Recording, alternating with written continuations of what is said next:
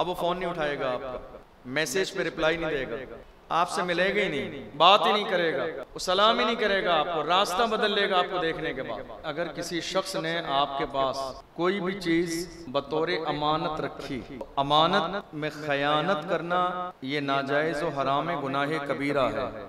बुजुर्गों का अमल यहाँ तक भी रहा है कि अगर किसी शख्स ने कहिए कि दिरहम और दीनार की थैली दी रखने के लिए और साल 2 साल के बाद उन्होंने जब वापस ली तो वो जो पैसे उसमें मौजूद थे वही थे, वो भी नहीं बदले थे। ये भी अमानतदारी की एक बहुत बड़ी आला मिसाल है कि किसी शख्स ने हमें रखने के लिए पैसे दिए, ठीक है, तो ये भी बड़ी अमानतदारी वाली बात है। हालांकि अगर ठीक है ऐसा पूछ के कर सकते हैं, लेकिन बड़ी अमानतदारी वाली बात यह है कि जैसे पैसे दिए जाएं वो मतलब नोट भी ना बदले जाएं बगैर इजाजत। तो कुरान शरीफ में फरमाया गया इन्नल्लाह यअमुरुकुम अन तुअद्दुल अमानात इला अहलिहा, कि जिनकी अमानतें तुम्हारे पास रखी गई हैं पूरी ईमानदारी के साथ उनकी अमानतें अमानतदारों तक पहुँचाओ।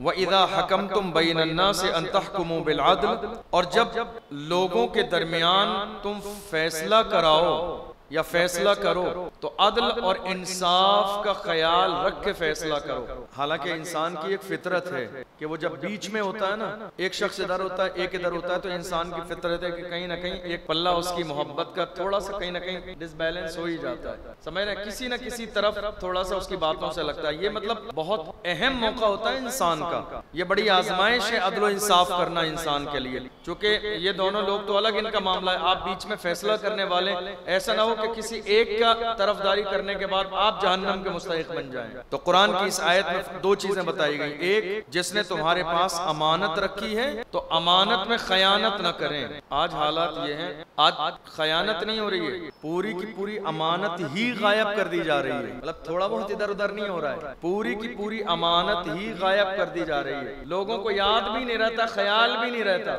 कि चुरखा भी था, कुछ दिया भी था, थोड़ा सा जमाना गुजरने के बाद लोग भूल ही जाते हैं कि कुछ अमानत भी रखी थी, कुछ थी। ये दौर है आज, समझ रहे हैं आप, कोई आपसे फोन पे पैसे मांग ले, ऐसे हालात हो गए आज के जमाने में। अब आप जानते हैं इस जमाने में कर्जे का दौर नहीं है। हमारे समाज में आपने कभी गौर किया सूद क्यों आम हो गया? सूद के आम होने की सबसे बड़ी वजह यह है कि मुसलमानों में कर्जा लेने और देने का रिवाज खत्म हो गया, और कर्जा लेने देने का रिवाज जब खत्म हो गया तो लोगों के पास अपनी जरूरत को पूरा करने के लिए कोई रास्ता नहीं बचा, तो अब मजबूरन उन्हें सूद लेना पड़ता है। तो ये जो लेन देन का मसला था मुसलमानों में कर्जा लेने का, ये खत्म क्यों हुआ? कर्जा लेने का जो मामला था इस्लाम ने उसकी इजाजत दी है, लेने की भी और देने की भी गुंजाइश है इस्लाम में, और बल्कि यहाँ तक फरमाया गया कि तुम अपने किसी मोमिन भाई की मजबूरी में उसकी मदद कर दोगे, अल्लाह उसके बदले में तुम्हें नेकियां अता फरमाएगा, तुम्हारी भी परेशानी में अल्लाह मदद फरमाएगा। मगर अब हालात ये हैं, कर्जा लेने देने का रिवाज खत्म इसलिए हो गया, आपने किसी को कर्जा दिया,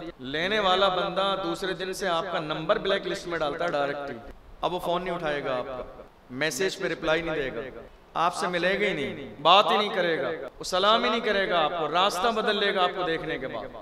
हालांकि इंसानियत वाली बात यह है कि जिस शख्स को आपने कर्जा दिया और मुद्दत मुकर्रर हो गई कि फला दिन आपको वापस देना है, और उस मुद्दत में वो कर्जा जिसने लिया था वो देने के काबिल न बन सका, तो हुक्म ये है कि वो अपनी तरफ से उस शख्स को जाके कह दे कि मैंने कर्जा लिया था और इतनी मुद्दत मुकर्रर हुई थी, लेकिन मेरे पास इंतजाम नहीं है, लिहाजा मुझे थोड़ी मोहलत और दे दें। ये इंसानियत वाली बात है, ये ईमानदारी वाली बात है। अगर ये मिजाज बाकी रहता तो शायद आज हमारे समाज में सूद लेने की नौबत नहीं आती। लेकिन क्या होता है, जब तक मोहलत नहीं आई, 1 महीने का वादा हुआ 25 तारीख को देंगे, 25 तारीख तक तो आप की कॉल जाएगी, 26 तारीख को आपका खुद का नंबर ब्लैक लिस्ट में चला जाएगा। ये हालात है, समझ रहे हैं आप।